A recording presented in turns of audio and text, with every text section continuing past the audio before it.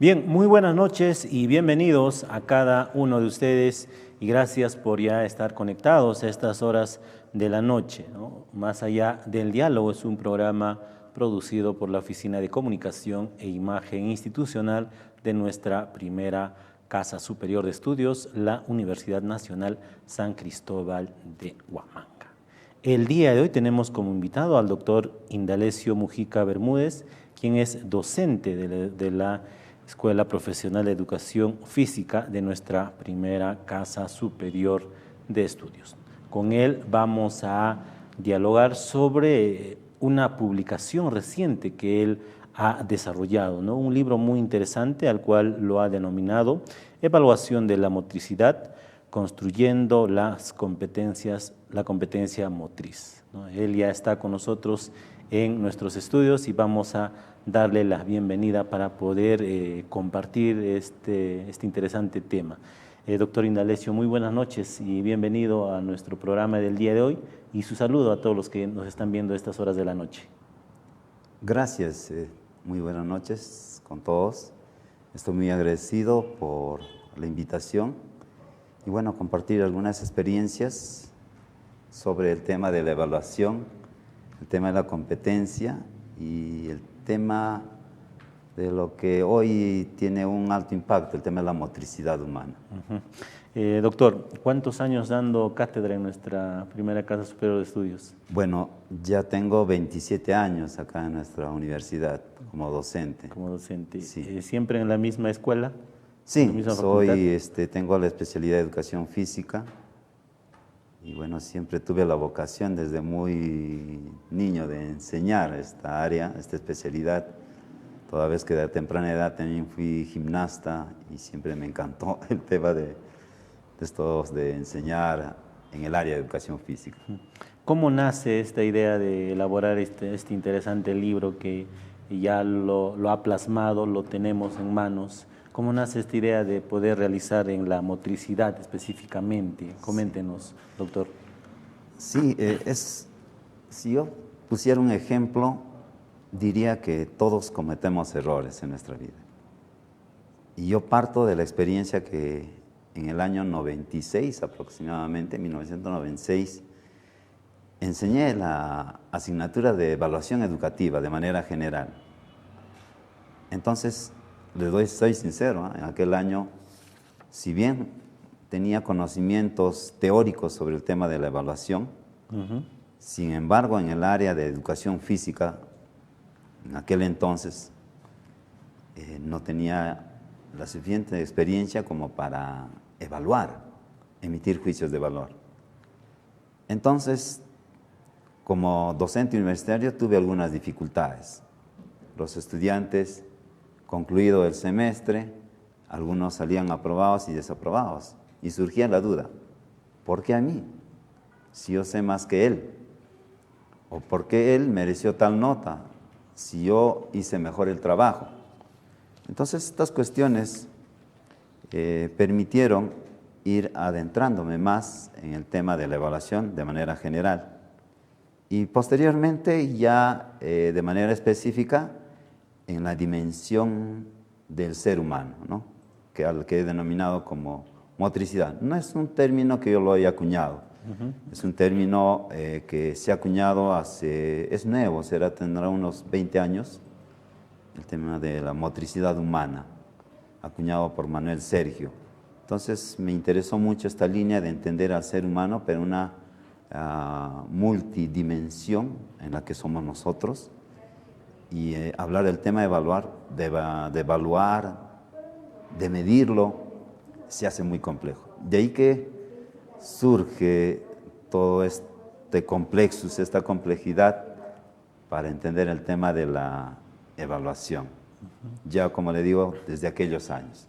También debo manifestarle brevemente de que en el año 2011 publiqué otro libro, también denominado Evaluación de la motricidad, pero con otras características, otros componentes de un contexto educativo de aquellos años.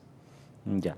Ahora, doctor, en términos tal vez más sencillos, Defínanos motricidad para que tal vez nos entiendan otras personas que nos están viendo a estas horas de la noche, doctor. Sí.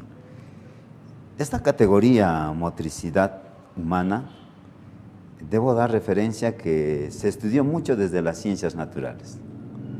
Por ejemplo, en la anatomía, la fisiología, siempre hemos hablado de un cuerpo humano, de un conjunto de músculos, de sistemas, y dentro de la fisiología de cómo ha ido funcionando nuestro organismo.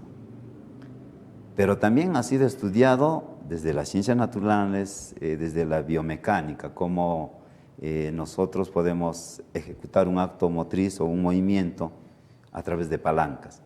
Pero el término motricidad humana que está en el texto tiene un enfoque, un trasfondo más desde la socioantropología.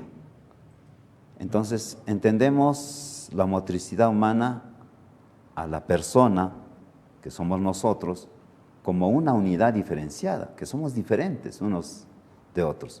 No hay una persona igual a otra. Entonces, cada uno de nosotros tiene una forma de actuar, una forma de pensar, una forma de expresar nuestras emociones. Entonces, eso es lo que nos caracteriza como seres humanos. Entonces, de ahí surge este término de motricidad humana, como dimensión multifuncional del ser en un contexto determinado. ¿Y cómo usted relaciona a la competencia motriz, ¿no? Ese es el título del libro. Sí. El libro enfoca tres aspectos, ¿no? El tema de la motricidad, desde un enfoque socioantropológico, el tema de la competencia motriz, una categoría hoy polisémica, porque tiene muchas definiciones, pero una que se ajuste a un contexto como el que estamos viviendo acá en nuestra realidad, bueno, pues también obedece a investigar qué es una competencia. En la literatura tenemos este término como un saber ser, hacer, conocer, una categoría que en muchos contextos lo hemos escuchado seguramente. Pero hablar de competencia es una actuación idónea, con economía de esfuerzo.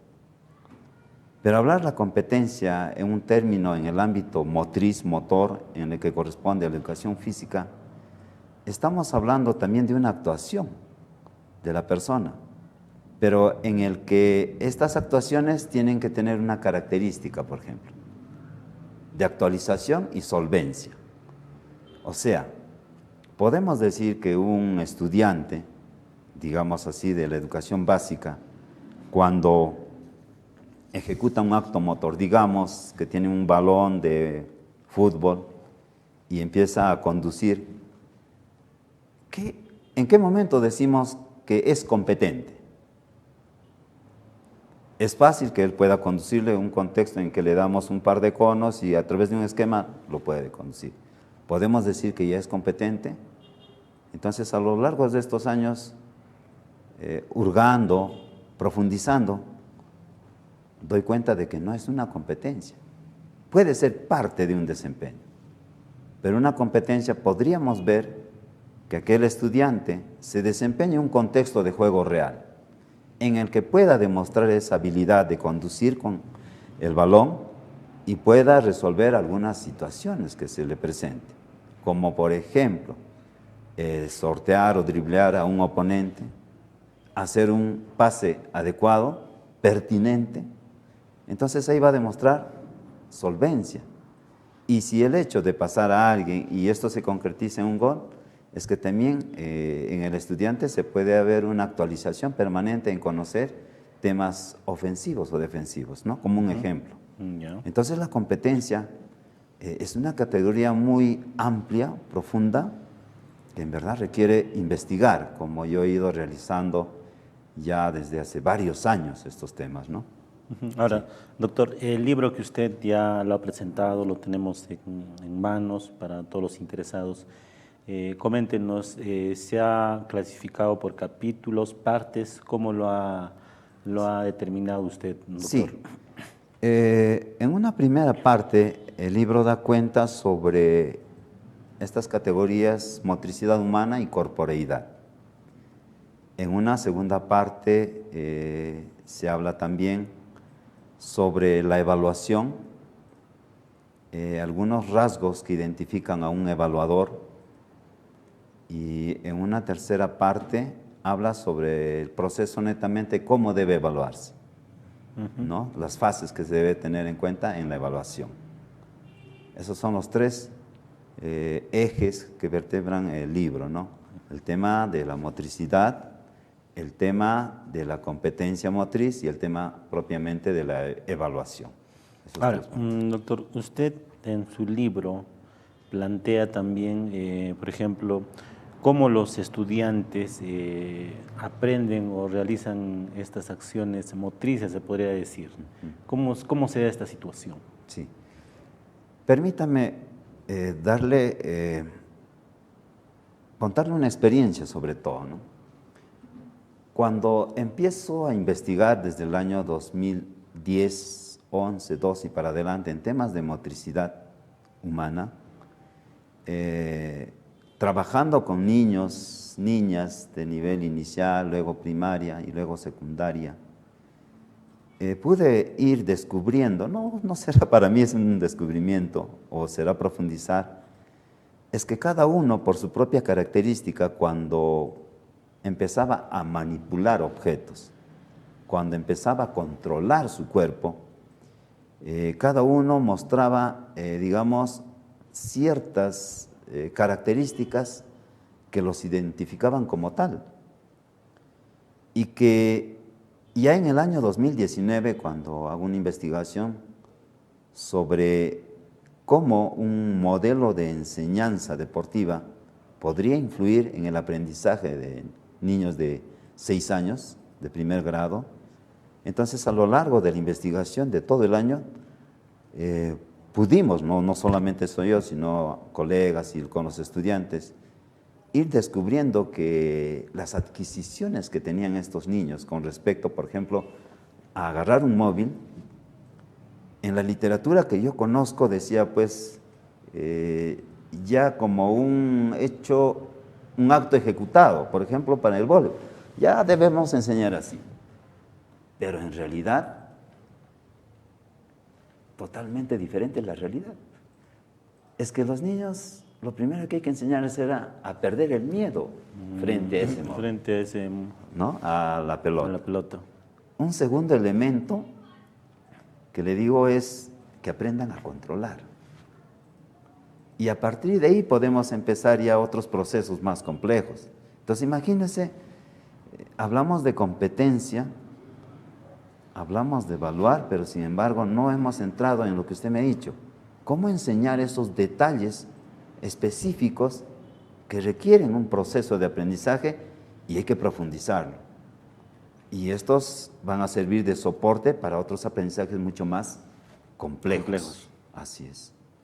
Eso es lo que podría dar cuenta, ¿no? En esta parte. Ahora, doctor, ¿trabajo de cuánto tiempo es este libro?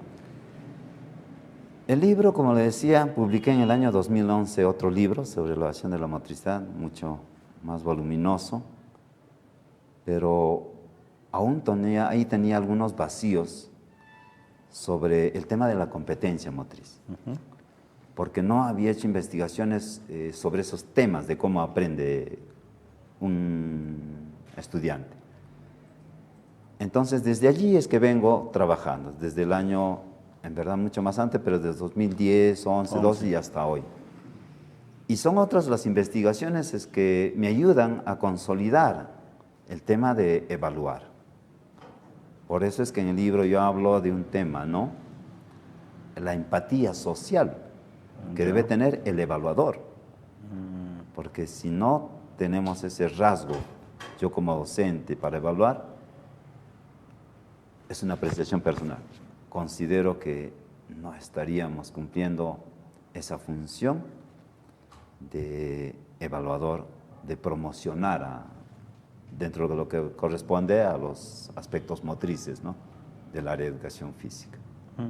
Este libro que usted ha publicado, doctor, ¿Pasó tal vez por una revisión de otros docentes o trabajó tal vez otros docentes con usted, algunos tesistas? ¿Cómo fue todo este proceso? Sí. Bueno, nuestra universidad llamó a concurso para la publicación de libros a partir del Vicerrectorado de Investigación, en la que este libro, ya producto de investigaciones anteriores, ya los tenía guardados, digamos así, y lo presenté. Y una vez que dieron una aprobación, fue evaluado por pares externos. Ya. En este caso fue evaluado por un docente de la Universidad de Puno, de la Universidad del Altiplano de Puno, y por otro docente también de la especialidad de Educación Física de la UNE, de la Cantuta, ¿no? Fueron los dos pares que evaluaron el libro y bueno, pues aquí lo tenemos a la mano. Ahora, doctor, tal vez otra pregunta que nace, ¿no? ¿Cómo enseñar tal vez a aprender, ¿no? Para poder mejorar la calidad de este aprendizaje motriz, tal vez en los estudiantes? Sí, es muy interesante la pregunta que usted hace y en verdad no es fácil dar una respuesta, pero quiero basarme sobre todo en estas experiencias investigativas. Y si una primera parte del libro hace mención al tema de motricidad humana, de que somos personas diferenciadas, tenemos rasgos propios para aprender, unos tal vez un poco más avanzados, otros más retrasados, pero la idea central es ir descubriendo cuál es la necesidad propia de cada estudiante. Le pongo un ejemplo. Hay algunos niños que tienen la habilidad, tal vez, para saltar con cierto ritmo o para correr con cierto ritmo, flujo rítmico. Pero en otros niños vamos a observar que esta característica no es propia. Arrastran los pies o al momento de saltar no es rítmico o a veces pierden el equilibrio. Y esos casos los hemos visto. Entonces, el hecho de aprender, hay que situarnos, ¿no? Por eso decía esa empatía, hay que situarnos cuáles son esas necesidades específicas que tiene cada niño. De ahí que el rol que tenemos hoy como docentes en la educación básica es bastante delicado. Yo asocio que esta función pedagógica que tenemos se asocia a la que tiene el médico. Cuando ausculta y puede recetar, lo hace con mucho cuidado. Y nosotros tenemos que, de igual manera, auscultar a los niños, a los estudiantes, y en función a esas necesidades también pues dar una receta de las actividades propias que deben de trabajarse. Entonces, si le pongo un ejemplo, si yo veo que un niño tiene un flujo rítmico en la carrera y está bien, pero en otros casos veo que no hay ese flujo rítmico y pierde equilibrio, entonces habría que ir descubriendo qué problemas tiene o por qué no eleva la rodilla, no flexiona o no hace el apoyo total del pie o está haciendo un apoyo distal de la parte, ¿no?, delante del pie. Entonces hay que detectar esas situaciones y en función a ello pues brindarle tareas mucho más específicas de manera que pueda superar esos problemas. Y ahí está el punto. Y aquí también entra de lleno, claro que en el libro no hago mucha mención, hoy que las neurociencias han entrado a tallar mucho en el tema educativo, ¿no? Debo dar cuenta que hoy, en el tema de aprender, nosotros en el cerebro tenemos pistas neuronales. Por ejemplo, el hecho de yo sentarme, este acto de mantenerme en esta postura, ya en mi cerebro esto está establecido. Pero si a mí me dieran en este momento, no este sillón, y me dieran de repente, digamos, otro objeto en el que yo no pueda mantenerme. Una hamaca tal vez. Ya, una hamaca de esas que se mueven. Entonces mi cerebro no está preparado para ello. Entonces, ¿qué tengo que generar? Muchas veces, si de hoy en adelante ya no voy a utilizar esta y tengo que utilizar la hamaca, Entonces tengo que crear nuevas pistas neuronales. No es que la otra voy a dejarlo de lado. El cerebro nunca olvida de haberme sentado así, sino más bien va a pensar en generar otra pista, otro surco neuronal también, como se le dice, de manera que eso en el tiempo se consolide y esta se vaya dejando de lado. Entonces a veces decimos, no, esto no lo hagas, haz así. Estamos cerrando ahí. Ya aprendió algo, eso no lo vamos a modificar, sino hay que darle otro tipo de actividad, otros materiales en la que pueda ir generando esas pistas que usted dice, neuronales. ¿no? Esas pistas neuronales. Entonces así hay que ir trabajando. Esto todavía es un tema posiblemente, no lo sé, al menos yo lo digo, no comprendido también el tema del aprendizaje. Sí, señora América. Bien, doctor, ya estamos llegando ya a la parte final de nuestra entrevista. Y preguntarle, ¿qué otros proyectos, otros libros, en qué investigación se viene trabajando para más adelante, doctor? Sí, bueno, en el año 2021 trabajé un libro también, que ahora espero se publique. También está relacionado al tema de la sociomotricidad escolar. Es un enfoque muy diferente del tema de la evaluación, pero está relacionado con el aprendizaje netamente deportivo. ¿Cómo aprenden desde edades tempranas los deportes en el ámbito escolar? Entonces tengo ahí todo un enfoque, toda una teoría denominada la praxeología motriz, en la que he trabajado también desde el año 2006, es otra línea que tengo. He publicado alguna vez artículos, y hace poco también he publicado un artículo relacionado a este tema en una revista brasilera. Y tiene 6 capítulos, que espero que este año se publique. El libro se llama La sociomotricidad escolar. Es un aporte desde la praxeología motriz que netamente tiene que ver en cómo aprende el niño todo lo que se refiere a los deportes colectivos. En este caso el fútbol, vóley y el básquet. En niños que fluctúan edades entre 6 a 8 o 9 años. A esa edad está destinado el libro. Bien. Bien, doctor, interesante el libro que usted ha desarrollado y seguramente va a ser un aporte para todos nuestros estudiantes y para las personas también que lo quieran revisar este interesante libro. ¿Algo más que agregar, doctor, ya para ir finalizando nuestra entrevista del día de hoy? Sí, tal vez recordar un tema muy interesante. El programa que usted tiene se llama Más allá del diálogo. Y en verdad, cuando nosotros leemos un libro, detrás de un libro, detrás hay toda una profundidad en conocer las peculiaridades, las características, las afinidades que se tiene que ir incorporando, ¿no? Para seguir investigando y mejorando en temas tan controversiales como el tema de la evaluación. Sí, ese es el punto. Doctor, y tal vez para los interesados que quieran adquirir el libro, ¿dónde lo pueden tal vez comprar o en algunas bibliotecas que ya, seguramente ya está en nuestra biblioteca central también, pero las personas interesadas que quieren adquirir el libro, ¿cómo pueden hacerlo, doctor? Sí, acá en nuestra ciudad, bueno, yo lo tengo acá, yo soy docente de la Escuela de Educación Física, mi centro de labores en el ex local de los planteles de aplicación Guadampoma de Ayala, pero también tenemos acá en la biblioteca de nuestra universidad, en la librería, perdón, de nuestra universidad, que está a la venta también el libro. Bien, entonces para los interesados lo pueden adquirir ahí en la biblioteca de la librería la librería de nuestra universidad. Sí. Bien, de esta forma ya estamos llegando a la parte final de nuestra entrevista del día de hoy, doctor, y agradecerle por su tiempo y por su predisposición y su despedida, por favor. Más bien agradecerle a ustedes por el espacio y la oportunidad de brindarme para expresar algunas ideas sobre el libro y sobre un tema que me apasiona mucho, el tema de la motricidad humana.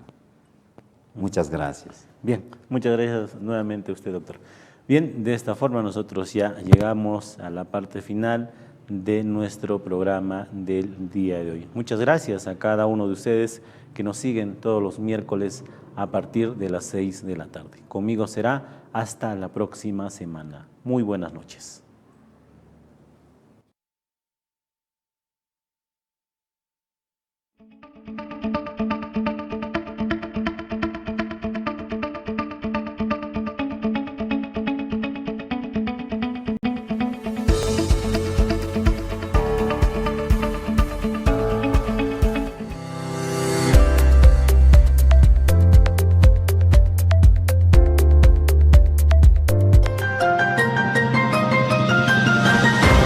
Entrevistas, conversaciones y experiencias con docentes investigadores, estudiantes y plan administrativa.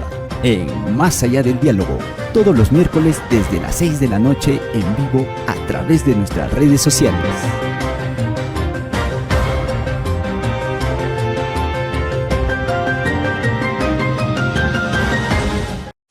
Aprender idiomas no es tan difícil. Ven al Instituto de Idiomas de la Universidad Nacional de San Cristóbal de Huamanga. You are welcome to our institute. Inglés para profesionales y estudiantes de pregrado y posgrado, primaria y secundaria, con profesores que cuentan con certificación internacional de la Universidad de Cambridge, en aulas virtuales equipadas con material didáctico actualizado. Y ahora, quechua para los interesados. Indiun, Girón Arequipa 175, horarios al escoger.